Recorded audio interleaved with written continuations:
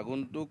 July মাহত হ'বলগীয়া T20 সিৰিজত Zimbabwe যি হ'বলগীয়া সিৰিজ তাত ৰিয়ান পাৰাগৰ নাম আজি BCCI অফিচিয়েলি ডিক্লেয়াৰ কৰিছে অসম ক্ৰিকেট সন্থাৰ সভাপতি হিচাপে খুব গৌৰৱ অনুভৱ কৰিছে তথা অসমবাসী এজন হিচাপে কাৰণ আমি ইমান বছৰ ক্ৰিকেট চাই আহিছিলোঁ আৰু অসমৰ পৰা সদায় আমি আশা কৰোঁ যে অসমৰ পৰা এজন পুৰুষ মেইন ক্ৰিকেট দলত স্থান পাওক আমি যদিও কিছু মাহৰ বা প্ৰায় এবছৰ আগত উমা চেত্ৰীক দেখা পাইছিলোঁ কিন্তু পুৰুষৰ আজি প্ৰথম এজন ব্যক্তিয়ে পুৰুষৰ অন্তৰ্ভুক্ত হৈছে আৰু ৰিয়ান পাৰাগৰ এই নিউজটোৱে মই ভাবোঁ এই খবৰে গোটেই অসমবাসীকে এটা আনন্দৰ পৰিৱেশ লৈ আহিছে তথা আজি ইণ্ডিয়া আৰু অষ্ট্ৰেলিয়াৰো খেল আছে মই ভাবোঁ ৰিয়ানৰ নিউজটোৱে সকলোৰ মাজত উৎফুল্লিত কৰি আনিছে আৰু ৰিয়ানৰ বাবে এটা খুব গুৰুত্বপূৰ্ণ সময় কাৰণ এই দলটোত বিৰাট কোহলি ৰোহিত শৰ্মা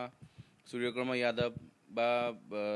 ঋষভ পন্ত এনেকুৱা ধৰণৰ কোনো ষ্টাৰ প্লেয়াৰ নাই আৰু নথকাৰ বাবে তাৰ কাৰণে অপৰচুনিটি যাতে ৰিয়ানে নিজৰ খেল দেখাব পাৰে কেতিয়াবা কি হয় আজি মই দেখা পাওঁ ৱৰ্ল্ড কাপত শুভমন গিল ৰিংকু সিং চব যদিও USA বা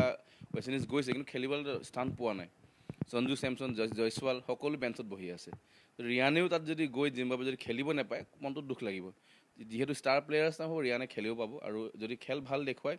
অকল জিম্বাবুৱে নহয় আগন্তুক আহিবলগীয়া সকলো চিৰিজত তাৰ নাম আমি দেখা পাম মই আশা কৰোঁ ৰিয়ানে যাতে নিজৰ ভাল প্ৰদৰ্শন যেনেকৈ যিধৰণে IPL ভাল প্ৰদৰ্শন দেখুৱাইছিলে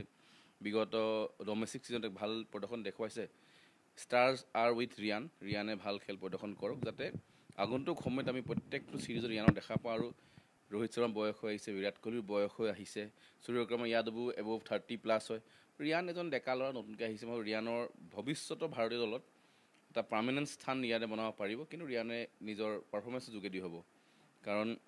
মই আকৌ কওঁ আজি জয়সৱাল নিচিনা ভাল অপেনাৰ এজন এবাৰ কিন্তু বহিব লগা হৈছে কাৰণ নিজৰ খেল দেখাব পৰা নাছিল IPLত বা কণ্টিনিউ কৰিব পৰা নাই আশা কৰোঁ ৰিয়ানে যাতে ভাল খেলিব আৰু সদায় অসম ক্ৰিকেট সন্থাৰ হৈ আমি সকলোৱে ৰিয়ানৰ প্ৰতি শুভেচ্ছা জনাইছোঁ আৰু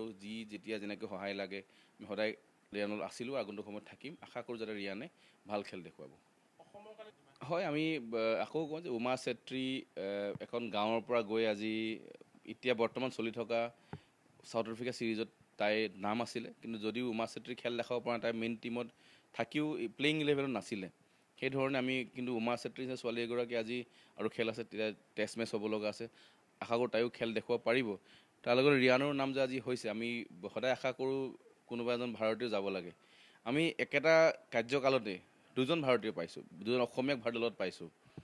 এগৰাকী মহিলা এগৰাকী পুৰুষ মই আশা কৰোঁ যে এই ধৰণৰ ভৱিষ্যত প্ৰজন্মও অসমবাসীৰ ক্ৰিকেটৰ প্ৰতি যি ধাৰতি আছে আৰু ভালকৈ প্ৰদৰ্শন দেখাব ভালকৈ খেলিব